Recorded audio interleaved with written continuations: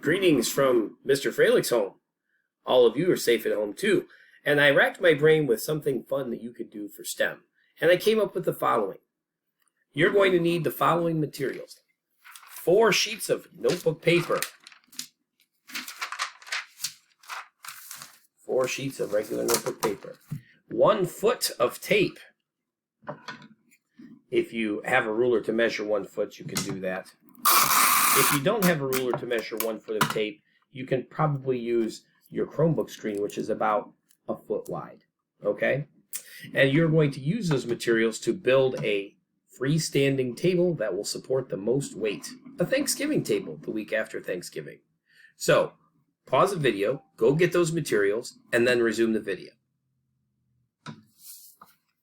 Okay, you're back. I have built this table. It stands on its own, and I'm going to test it with some weight and see how it does. You can use whatever materials you have around your house, too. There's my table. Let's add a can of tomatoes and see if it can hold it. Oh, looks okay. Let's add another can of tomatoes and see if it can hold it. Wow, it even holds 2 cans of tomatoes. That's pretty cool. See what you come up with. Take a picture of it and share it with me by email, okay? Happy building!